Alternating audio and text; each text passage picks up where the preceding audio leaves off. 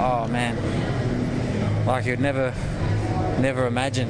I think it's the closest to death I'll ever be, I think, before actually without dying. You can still raise a smile though, you realise what you've done. Yeah, I think I mean, that much pain, it's funny. I don't know what else to do but just smile. I can't even describe how much pain my glutes and quads are in. It's unbelievable. Is there any other sensation you've ever had like this?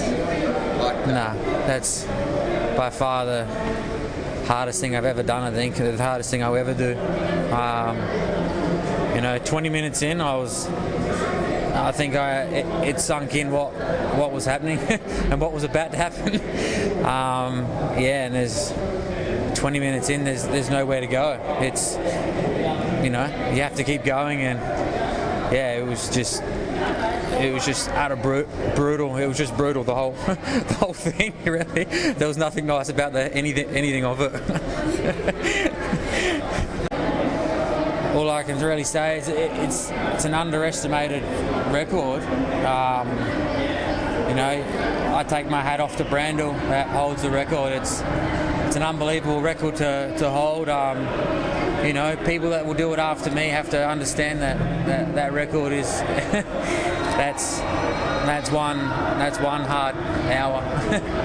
Brutal. You say around 20 minutes you started to wonder. Is that the point where you realised that it was sort of a bit beyond reach, or? No, not really beyond reach, but I think that's the point where I, knew what I was in for. Obviously I knew it was an hour, but, when you get to that 20-30 minute mark, it really starts to sink in what's happening, what your body's going through. It's when you realise you're definitely going to hell. After 100 laps, you started fluctuating. You'd see a really reasonable lap and then a slower one, almost second variations. What were you telling yourself when you saw that you were down so that you could increase, if you know what I mean? So there were 18.5s, then you went 17.5. Was there a game in your mind? I guess. You have to be very careful with when you're on that fine line, when you're riding at that level and your body's on edge. If you top it over, you pay the price for it, the next couple of laps. So it's about finding that rhythm, that fine line of where what you're capable of doing. And it showed sometimes if I put too much in, I paid the penalty for a couple of laps until I got my rhythm back. And that's a rhythm. When you're in that state, it's very hard to find. It's very hard to find that edge and find that that limit.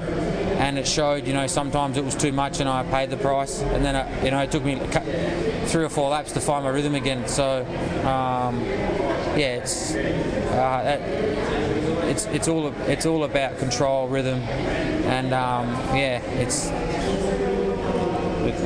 don't know what to say. It's just it's just torn me apart.